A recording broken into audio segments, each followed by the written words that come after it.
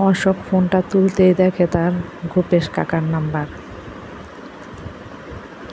ফোনটা তুলতেই অপর প্রান্ত থেকে গোপেশ কাকা বলে উঠল,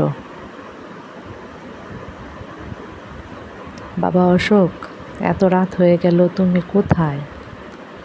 শীঘ্রই বাড়ি এসো। এত রাতে গ্রামের পথে একা একা চলা ফেরা করা খুব একটা নিরাপদ নয়, তাই তুমি যথাসম্ভব বাড়ি চলে আসো। পাশ থেকে নন্দিনী গোপেশ কাকার এ কথা শুনতেই বলে উঠল, ঠিকই তো অশোক, এত রাতে গ্রামের এই নির্জন রাস্তায় তোমার একা একা চলাফেরা না করাটাই নিরাপদ।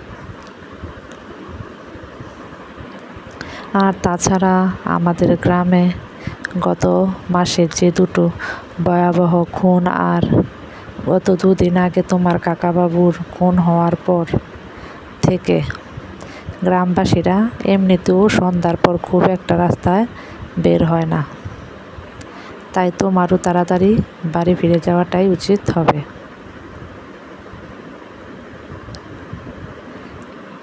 আর এমনিতেও আমার বাড়ি তো প্রায় এসেই গেছি।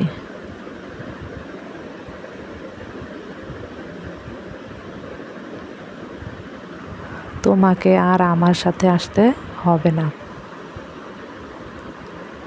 তার থেকে তুমি এখনই তোমার বাড়িতে ফিরে যাও।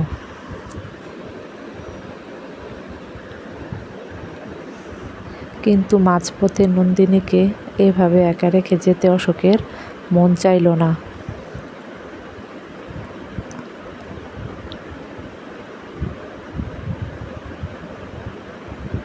তবু নন্দিনীর একগুঁয়ে জেদের কাছে হার মেনে অশোককে ফিরে যেতে হলো।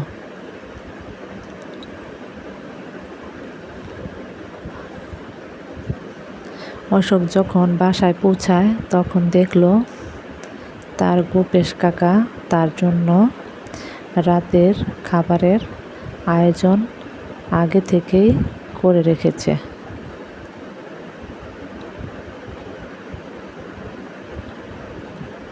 তাই আর দেরি না করে রাতের খাওয়া দাওয়া সেরে নিয়ে অশোক রুমে গেল শোয়ার জন্য।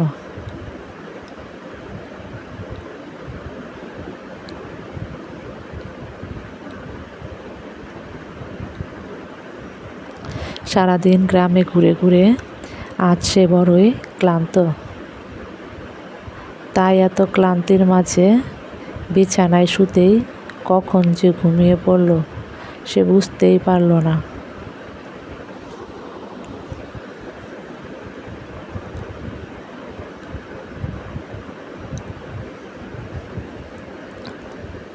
হঠাৎ মাঝরাতে ঘুম ভেঙে গেল অশোকের। সে চোখ খুলে দেখল একটা অন্ধকারাচ্ছন্ন রুমে বন্দি রয়েছে সে। যখন কাউকে খোঁজার জন্য অশোক রুমটার প্রতিটা কোণায় দৃষ্টিপাত করতে লাগলো,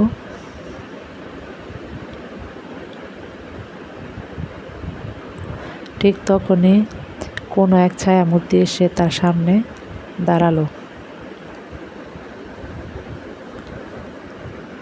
অবশ্য রুমটা অন্ধকার থাকায় সেই ছায়ামূর্তির মুখটা স্পষ্ট দেখা যাচ্ছিল না।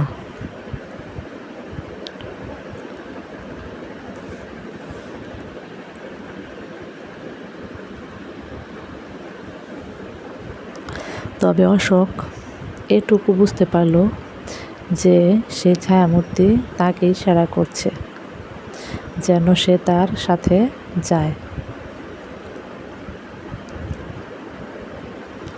অশোকও যেন মন্ত্রমুগ্ধের মতো তারই দেখানো পথ অনুসরণ করতে লাগল। সত্যি বলতে ওই রহস্যময়ী ছায়ামূর্তি এমনভাবে অশোককে নিজের বশে করে ফেলেছিল যে তার ডাক অপেক্ষা করার সাধ্য অশোকের ছিল না।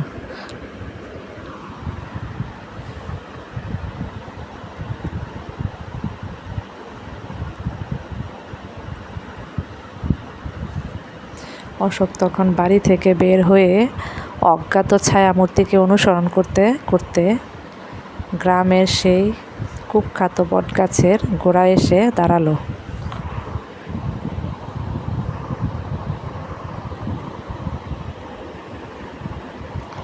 সেই বটগাছ থেকে কিনা এখন পর্যন্ত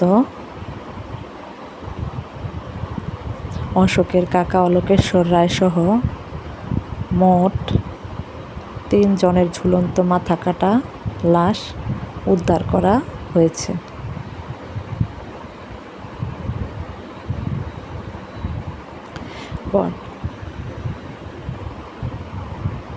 বটগাছের কাছে আসতেই সেই ছায়ামূর্তি থেমে গেল।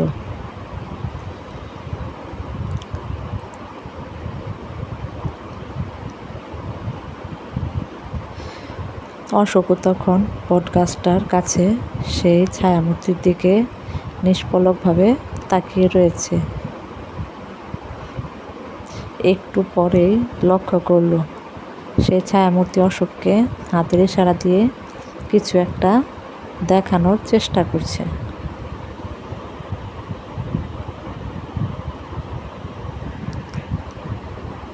এটা বুঝতে পেরেই যেই না অশোক বটগাছটার মাথায় তাকালো,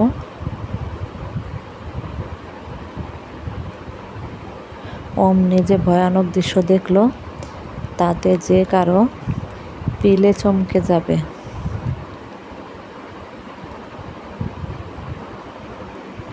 অশোক দেখতে পেল যে তারই খুব কাছের বন্ধু রতিনের ছিন্ন ভিন্ন লাশ ঝুলছে বটগাছটার প্রকাণ্ড একটা ডালে।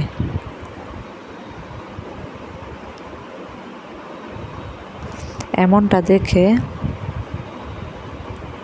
যেই না অশোক ভয়ে শিউরে উঠল, ঠিক তখনই সেই ছায়ামূর্তি এক বিকট অট্টহাসি হেসে উঠল।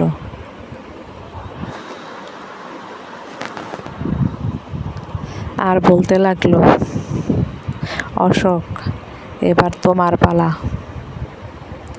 মৃত্যুর জন্য তৈরি হও। এটা বলেই সেই ছায়ামূর্তি এক বীভৎস রূপ ধারণ করে অশোকের উপর ঝাঁপিয়ে পড়ে।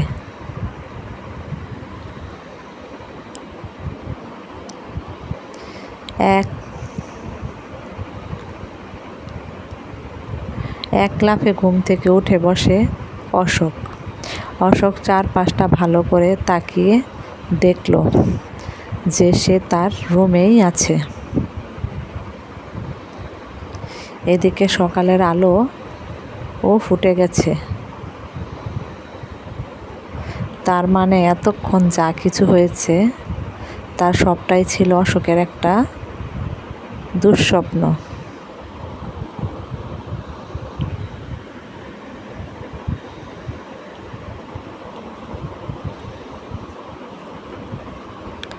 এর বাকি পর্বগুলো পেতে চাইলে আমার চ্যানেলটাকে সাবস্ক্রাইব করে একটা লাইক এবং একটা শেয়ার করে পাশে থাকবেন।